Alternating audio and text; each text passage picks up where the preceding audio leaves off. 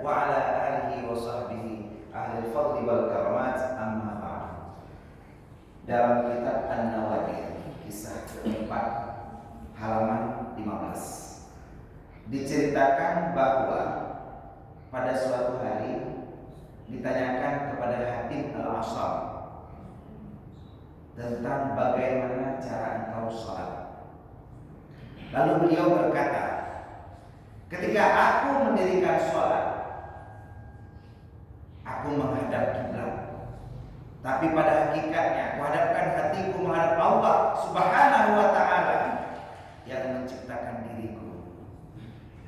Aku bayangkan aku berada di atas titian Shiratal Mustaqim, di mana surga berada di sebelah kananku dan neraka berada di sebelah kiriku. Lalu aku hambakan diriku kepada Allah dengan taat dan ikhlas, dan aku posisikan diriku di antara raja dan khauf, di antara harap dan takut. Aku sangat berharap akan rahmat Allah, tapi aku juga takut bahwa sholatku tidak akan diterima oleh Allah. Dan inilah sholatku selama 30 tahun yang telah aku lakukan. Alhamdulillah, hari ini kita baru saja melaksanakan ibadah sholat subuh berjamaah di Masjid Al-Falah, Gede Aceh. Mudah-mudahan Allah golongkan sholat kita dalam sholat yang diterima oleh Allah, sholat yang diberikan keampunan oleh Allah, sholat yang dengan ikhlas dan taat yang kita lakukan, maka Allah akan melimpahkan cucuran rahmatnya kepada kita semua yang hadir pada hari ini di Masjid Al-Falah, Gede Aceh. Allah berfirman, Rasul bersabda dan Nabi berkata, semoga salawat beriring salam akan selalu terpancarkan, tercurahkan, tersajikan kepada baginda Rasulullah Shallallahu Alaihi Wasallam.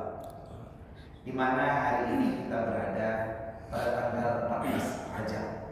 Sebagian dari kita mungkin ada yang berpuasa, sebagian dari kita yang belum melakukan puasa, tapi dari tadi pagi memang belum makan apapun dan minum apapun, silakan berniat puasa. Karena ini ayyamul bid, 13, 14, 15 adalah 3 hari di mana fadilah puasa Rajab ditingkatkan. Lakukan puasa, karena bulan Rajab ini adalah bulan yang sangat dimuliakan, diagungkan. Tapi syarat puasa menyogalon pujiku, menyogalon segala jaga no nang pribadi pajulon dong do opingan yang berarti nasi ini. Jadi silakan lakukan niat bagi yang belum, kalau memang mau melanjutkan puasa hari ini. Idzan inni shaim. Apabila kita sudah sampai melewati fajar shadiq dan kita belum berniat tapi ini puasa sunat, lakukan niat puasa idzan inni shaim, maka aku berpuasa. Dan ini menjadi pahala sunat Rajab. Di mana bulan Rajab adalah bulan yang penuh hikmah. Kita tahu di bulan ini tanggal 27 Rajab Rasulullah diperintahkan oleh Allah dengan Isra Mi'raj. Asra bi 'abdihi lailan minal masjidil haram ila masjidil aqsa alladzi barakna haulahu. Untuk apa? Linuriyahu min ayatina. Allah tunjukkan ayat-ayat Allah, dan Allah hadiahkan sebuah hadiah yang baru saja kita lakukan, yaitu sholat. Ini adalah oleh-oleh dari Allah di bulan Rajab, dan semoga menambah kecintaan kita kepada Rasulullah Shallallahu Alaihi Wasallam sebagai orang yang menjemput ibadah sholat. Dan cinta kepada Rasulullah inilah yang diteruskan oleh keluarganya, sahabatnya, tabi'in, ulama mutaqaddimin, ulama mutaakhirin, dan orang yang mutabar. Kata-kata ikramah wa ta'ziman dan penghormatan tuan kepada Al-Mukarram Imam Syi Masjid Al-Falah, Gede Aceh. Beliau juga adalah ketua atas Tafi Kota Lusmame, wakil ketua Huda, ketua Forsimak, yaitu Forum Silaturahmi Imam Kampung dan Imam Masjid seluruh Kota Lusmame. Beliau adalah Tengku Zarkashi Abdul Rahman SHI MHI, di mana tanggal 16 Maret minggu yang lalu beliau baru saja genap berusia 39 tahun. Selamat milad untuk ketua atas Tafi Kota Lusmame. Semoga beliau dipanjangkan umurnya, diberikan kesehatan dan kekuatan dalam memimpin dan mengelola Masjid Al-Falah Gede Aceh serta Tastafi, Buddha dan juga Forsimak dan seluruh kesatuan Islam lainnya, dan diberikan kemudahan dalam kehidupannya. Seterusnya kepada para pengurus dan juga terutama kepada Abu Abi Abiyah Tengku Walid dan para ilmi yang hari ini hadir bersama-sama di Masjid Al-Falah dari Aceh untuk mendengarkan sedikit cuplikan tentang apa itu ibadah yang baru saja kita lakukan. Saya ditugaskan hari ini untuk sedikit bercerita tentang fikih. Dan kebetulan saya mengangkat kitab yang pernah kita bacakan di sini juga, yaitu kitab, kalau dalam tulisannya Mulyubi wa Amirah, kalau dalam penyebutan hidayah disebut kitab Mahalli. Kenapa? Karena kitab ini adalah syarah bagi Imam Jalaluddin Al-Mahalli di atas kitab Minhajul Talibin. Tapi nama kitab ini sebenarnya adalah Kanzul Raghibin. Nah, kitab ini disebut Mulyubi wa Amirah karena di sampingnya ada dua penjelasan dari dua imam, yaitu Imam Syekhuddin Al-Qalyubi dan Imam Syekh Amirah. Kita hari ini akan belajar sedikit tentang sholat. Halaman 139, bab sifat sholat. Bab sifat sholat. Bismillahirrahmanirrahim. Qala al-musannif rahimahullah ta'ala wa nafa'ana bi ulumihi fid dharain amin. Telah berkatalah pengarang dan semoga kita semua yang hadir pada hari ini diberikan manfaat dari ilmunya pengarang baik di dunia maupun di akhirat. Amin amin ya rabbal alamin. Bab sifat sholat, bab tentang sifat sholat. Artinya kaifiyatuha yaitu cara-caranya sholat. Jadi sebelum kita melakukan sholat, sebelum melakukan ibadah, ada sebaiknya kita mengetahui tata caranya, mengetahui bagaimana kaifiyatnya, mengetahui apa yang terkandung, apa yang termaktub, apa yang ada di dalam sholat itu. Sebagaimana kita mau makan makanan, mungkin kita tahu apa kalau makan ini maka manfaatnya untuk tubuh saya apa, kalau melakukan ini maka manfaatnya untuk badan saya apa. Kadang-kadang kita begitu sampai di rumah makan, dipersilakan, oh silakan Ustaz, makan terus semua. Ini semuanya aman, nggak ada kolesterolnya. Daging kambing semuanya silakan makan, nggak ada kolesterol. Karena di rumah makan tidak ada kolesterol, di rumah sakit baru ada. Kita sampai ya ke ini Pak kita nanti baru dipanggil untuk fisioterapi karena sudah kolesterol. Nah, jadi kalau kita tidak tahu apa komposisi yang terkandung di dalamnya, maka kita tidak tahu bagaimana kaifiat kita dan apa manfaatnya kita sholat. Wahya tashtamilu ala furudi usamma arkana, dan kaifiat sholat ini tercampur dan terkumpul dalam sebuah fardu, dalam fardu-fardu yang dinamakan rukun. Arkan adalah jamak daripada rukunan, banyak rukun. Wa ala sunanin ta'ti ma'ahad, dan di atas sunat-sunat yang datang besertanya rukun. Arkanha thalathata asyara, bermula rukunnya sholat itu ada 13.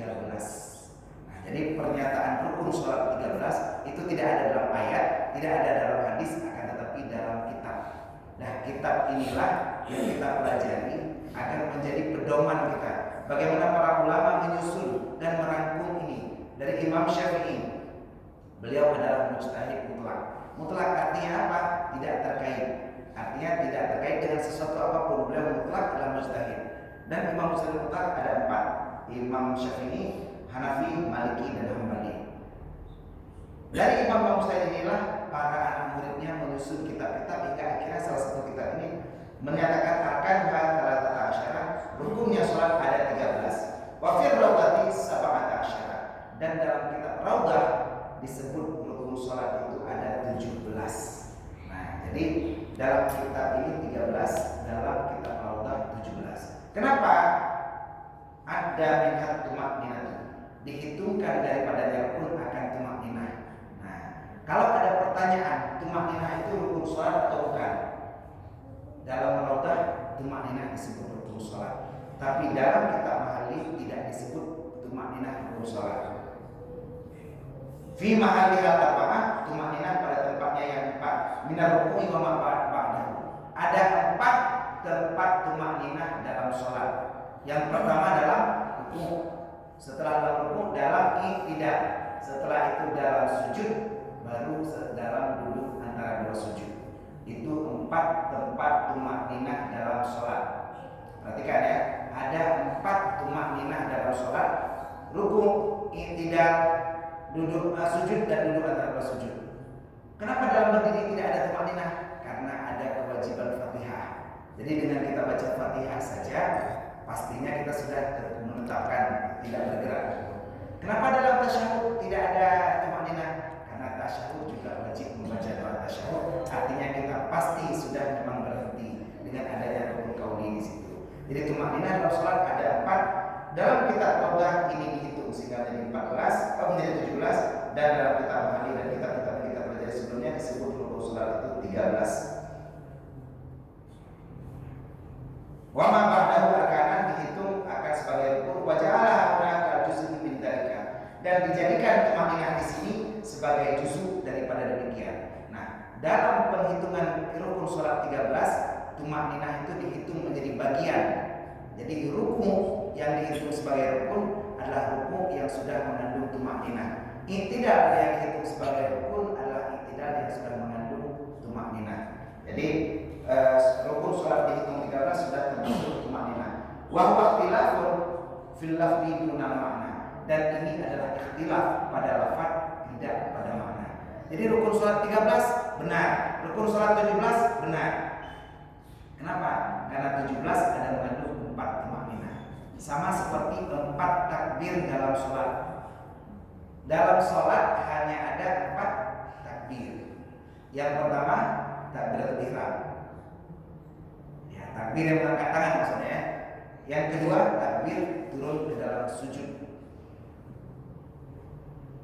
itu juga mengangkat tangan. Yang ketiga takbir artinya mengangkat tangan juga dalam bangun i'tidal, itu juga mengangkat tangan.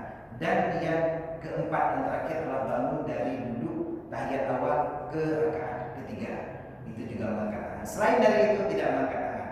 Jadi beda rencana terus sujud berjero, nyana berjero. Yang nak berjero cuma ada 4, yaitu takbiratul ihram, turun ruku, naik i'tidal, dan bangun dari tasyahud awal.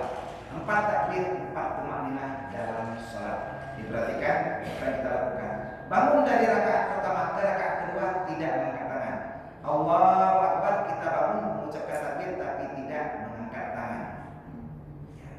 Jadi nanti kita akan cerita bagaimana kaifiat mengangkat tangan. Ada yang tuhazi usunain, menyamakan dengan 2 telinga, dan ada yang tuhazi mangkibai, ada yang menyamakan dengan 2 bahu.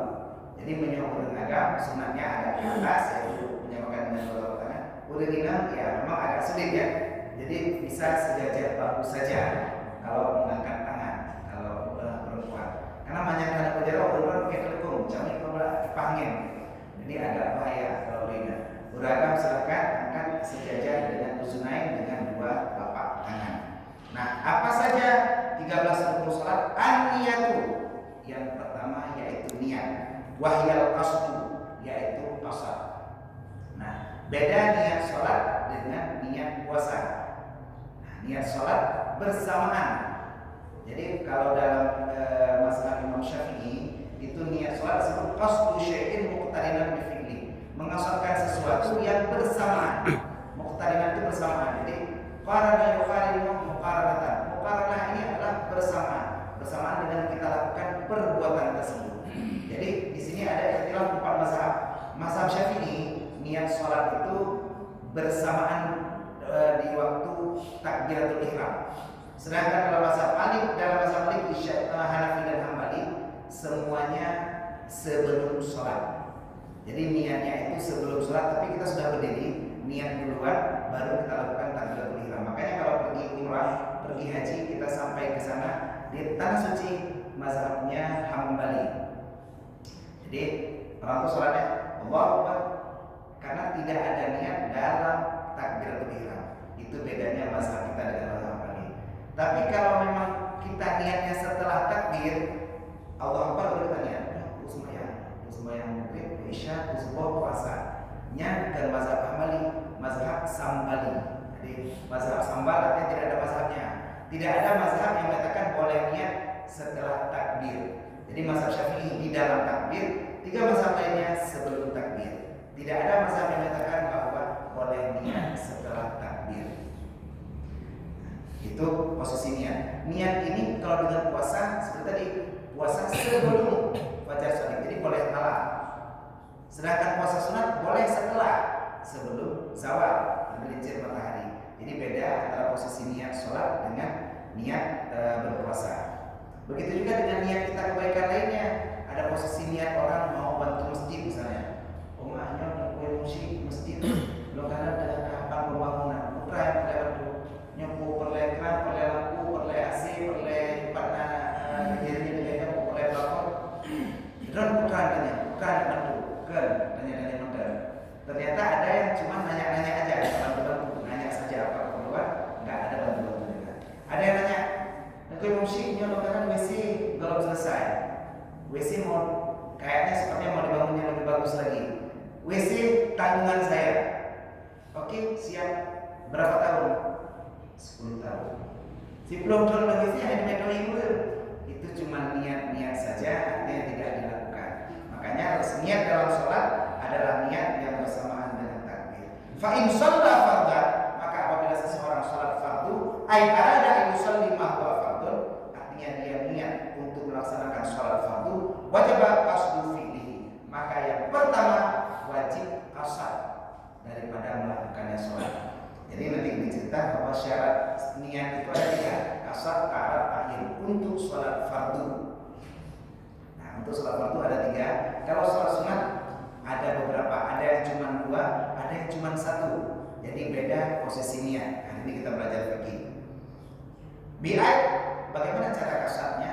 Bi'ai yaqsada fi'la sholati wa hiya huna ma'ada niyati li'annaha la tanwi walidzalika qila innaha syartun.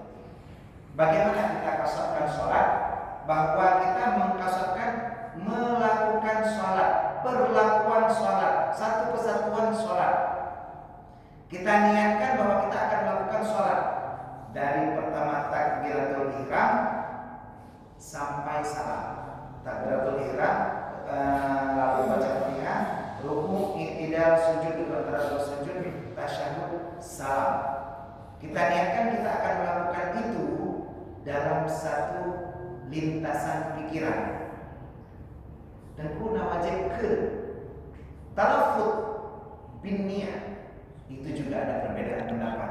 Dalam mazhab Syafi'i, talafut bin niat itu punya sunnah mustahabun dalam mazhab Syafi'i.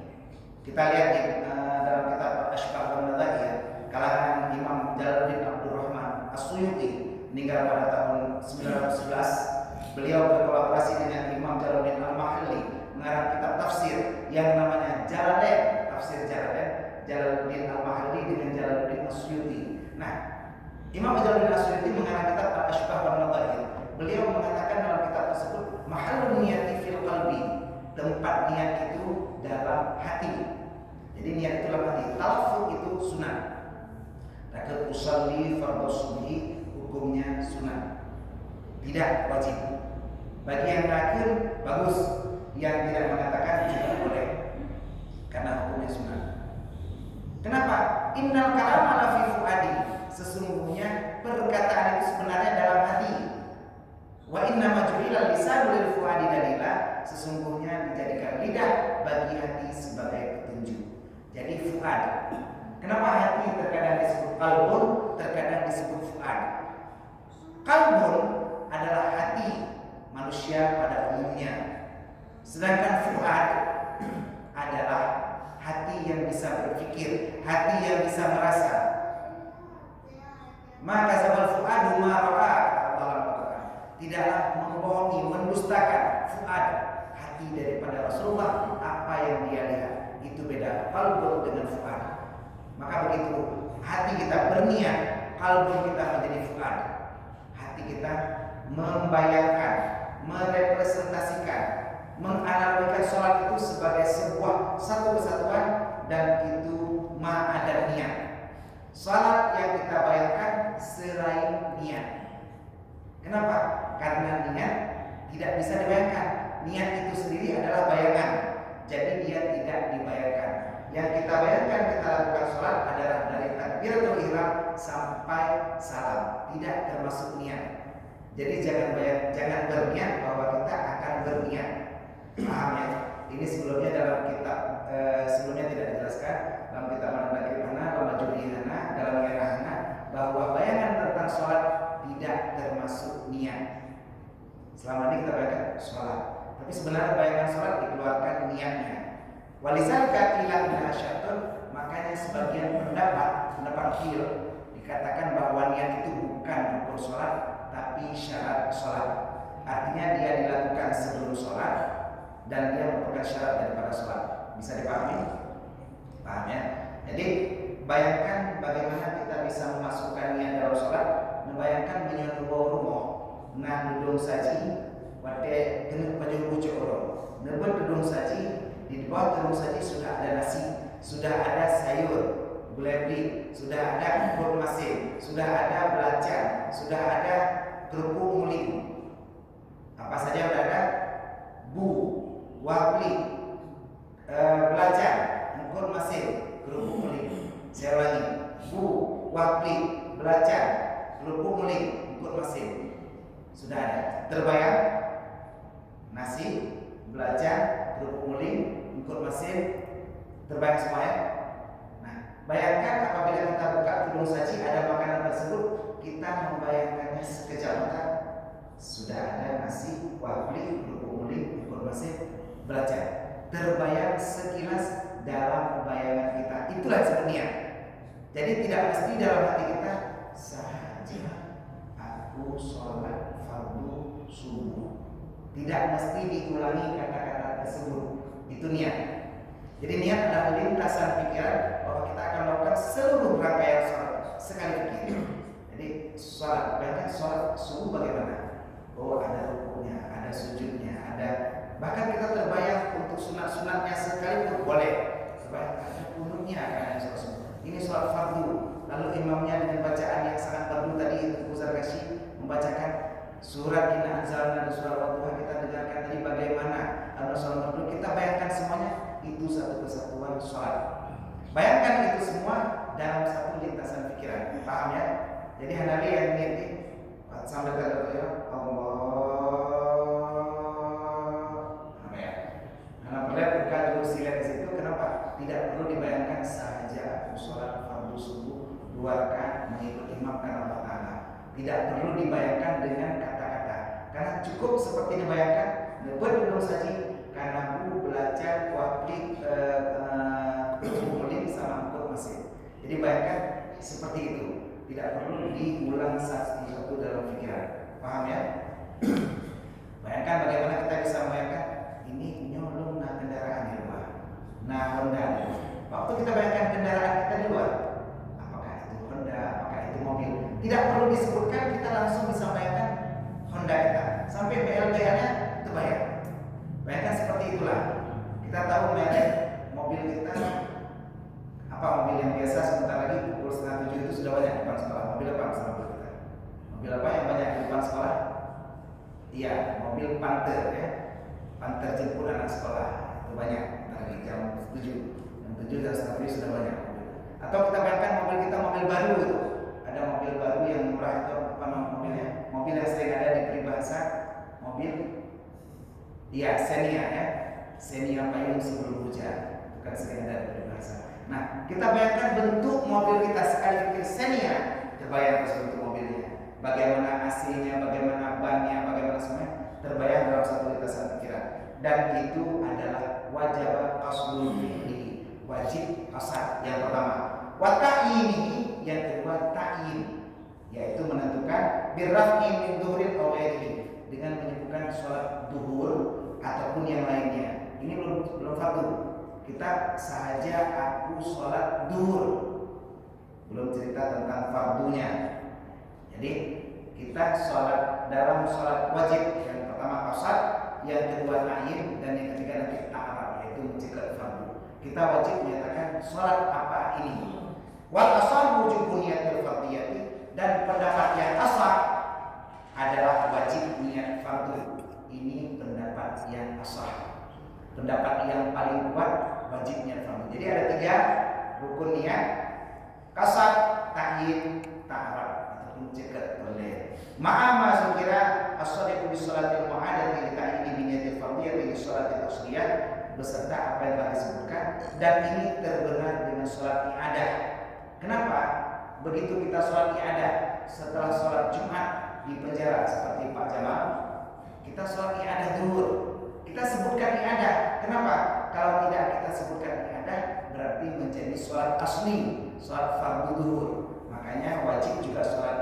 niatnya ada dalam pendapat asal. Wathani, ada pendapat kedua, yaqulu wa musallifun ilaiha biduni hadhihi niyat, dia akan langsung menjadi sholat fardu tanpa ada niat. Jadi pendapat asal wajib niat fardu. Pendapat yang kedua tidak wajib niat fardu. Begitu kita sebut saja aku sholat duhur, pasti duhur itu menjadi sholat fardu. Tapi endronya lemak pendapat kuat jika sholat fardu. Oh dua, aku benar supaya menunggu sahaja aku sholat duhur, dua lembut berleh. Ihsan supaya menunggu, ihsan supaya Ustaz. Ada pendapat sani, ada pendapat kedua yang mengatakan bahwa sah sholat tanpa menyebutkan fardiyah. Nah ini baru termaktub dalam kitab Mahali, dalam kitab Yana kita belum pelajari ini. Jadi hari ini kita belajar seandainya ada sholat kita pun yang lupa mencegat ke fardu, maka masih ada pendapat mengatakan bahwa ini sah. Fala tajibu bi khilafil mu'adati, maka tidak wajib cegat fardu dari pendapat kedua dengan khilaf sholat i'adah. Fala yusallu ilaiha illa bi qasdil i'adah, maka tidak akan berpikir kepada sholat i'adah tanpa sebut i'adah. Ya, jadi kurang lebih kita bisa memahami pada hari ini tentang bagaimana tata cara kita berniat dalam sholat, bagaimana kita lakukan agar sholat kita sah. Mungkin saya katakan sampai di sini. Kita tunggu sedikit kalau ada pertanyaan sebelum kita lanjutkan. Ya. Ada pertanyaan tentang sholat? Boleh tentang sholat, boleh tentang yang lainnya, boleh tentang niat, boleh tentang rukun yang lainnya, boleh tentang fikih, tasawuf ataupun tauhid, ataupun tentang ilmu-ilmu lainnya ataupun permasalahan. Kita tunggu sebentar sebelum pukul 6.15 kita tutup karena hari ini hari kerja, Pak Usmani juga kerja ini. Sebentar lagi kita break. Kita tunggu pertanyaan kalau ada pertanyaan tentang sholat atau tentang niat atau tentang rukun sholat yang lainnya ataupun tentang ibadah yang lainnya ataupun tentang tasawuf dan juga tauhid. Ini kita sudah sampai di titik. Kita sedikit. Duna idhafati ila Allah Ta'ala, tidak wajib menambahkan ila Allah Ta'ala. Artinya sahaja aku sholat fardu zuhur 4 rakaat karena Allah Ta'ala, itu karena Allah Ta'ala tidak wajib. Jadi duna idhafati ila Allah Ta'ala fala tajibu, maka tidak wajib. Di anna ibadah Ta'ala takunu illa lahu Ta'ala, karena sesungguhnya ibadah yang kita lakukan tidak mungkin kecuali baginya Allah Ta'ala. Kalau kita sholat, pasti kita sholat karena Allah. Hanya dipikir pukul lain, kadang putra terjadi sampingnya ada kopi. Ada kejadian dalam kitab An-Nawadir juga diceritakan kisah ke-7 di halaman 17. Ada seorang pemuda sedang istirahat tidur siang di Masjid Al-Falah di Aceh-nya. Karena sedang dingin, ada AC-nya, dia tertidur. Di sampingnya terletak sebuah dompet. Sirage di samping duduk dompet. Ketika dia bangun tidur, di sampingnya ada seseorang yang sedang melaksanakan sholat. Begitu orang tersebut selesai sholat, dia marah. Jok, iman pada aku wajib. Pulang dompet lu. Begitu dia bangun, tidak ada lagi dompetnya. Si orang tersebut heran, bingung. Saya tidak mengambil dompet Anda. Anda siapa? Yang tidur tadi bertanya. Yang sholat, kamu siapa namanya? Nama saya adalah Ja'far As-Shadiq. Kembalikan dompet saya. Oke, berapa uang dalam dompetmu? Uang saya 1.000 dinar. Baik, ayo pulang ke rumah. Pulang jalan kaki, pulang ke rumah, diajak ke rumah Imam Ja'far As-Shadiq. Begitu sampai ke rumah, Imam Ja'far As-Shadiq mengambil uang dalam lemarinya 1.000 dinar dan menyerahkan kepada orang tersebut. Begitu orang tersebut pulang, naik Honda pulang kampung, pulang ke rumahnya. Sampai ke rumahnya, di sana dia berjumpa dengan teman-temannya dan mereka berkata, tadi kamu tertidur, kenapa dengar kain ngobrol-ngobrol orang masjid, bukanlah disampaikan na dompet, kali dari bapak na dompet sampai. Takut diambil sama orang, kami ambil, ini dompet kamu. Ternyata dompetnya diselamatkan oleh teman-temannya tadi, takut diambil orang lain. Dia pun bercerita, aduh, saya sudah salah. Tadi saya sudah hampir memukul salah seorang dalam masjid yang sedang sholat. Padahal dia sholat khusyuknya, dari niatnya, tidak dia memikirkan apapun, dia ibadah hanya karena Allah Ta'ala. Tapi saya telah bersalah, menuduhnya mencuri dompet saya. Siapa nama orang tersebut? Ja'far Shadiq. Dia adalah ibnu ammi Rasulullah. Mintalah maaf, dia adalah anak paman Rasulullah. Maka dia pun menyesali perbuatannya, bergegas balik ke masjid dan meminta maaf. Dia kembalikan uang 1000 dinar. Wahai Imam Ja'far As-Shadiq, maafkan kelakuanku yang lancang. Ini aku kembalikan uang 1000 dinar yang aku ambil. Ternyata dompetku ditemukan oleh keluarga. Lalu Imam Ja'far As-Shadiq berkata, sesungguhnya kami apabila telah mengeluarkan sesuatu, maka kami haram mengambil kembali sesuatu tersebut. Menyoka kamojo, han kamojo le. Ukuresin ke bahasa. Itulah kemuliaan daripada keturunan Rasulullah, sahabat Rasulullah, keluarga Rasulullah. Bagaimana mereka ikhlas melakukan sesuatu karena Allah. Dia tahu yang terjadi pada dirinya hari ini adalah cobaan yang Allah berikan. Mungkin ada kurang khusyuknya dalam sholat, Allah tegur dengan cara seperti itu, hilang 1000 dinar. Tapi dia ikhlaskan itu kepada Allah. Dia niatkan agar menjadi ibadah kepadanya. Semoga kita semua yang hadir pada hari ini, kita bisa meniatkan seluruh ibadah kita dengan ikhlas kepada Allah, sampai akhirnya kita bisa berniat sebagai rukun sholat. Wakilah tajibul tahqiqi makna ikhlas, dan ada pendapat kil, ada pendapat satu pendapat menyatakan wajib berniat lillahi ta'ala karena dia untuk tahqiq makna ikhlas.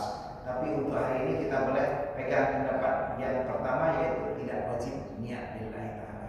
Silakan yang lillahi ta'ala boleh karena ada pendapatnya, yang tidak pun sholatnya tetap sah. Semoga pengajian hari ini, kalau ada pertanyaan nanti boleh. Ada pertanyaan?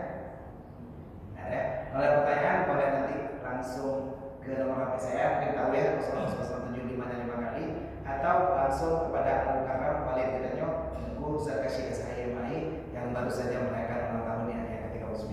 Selamat.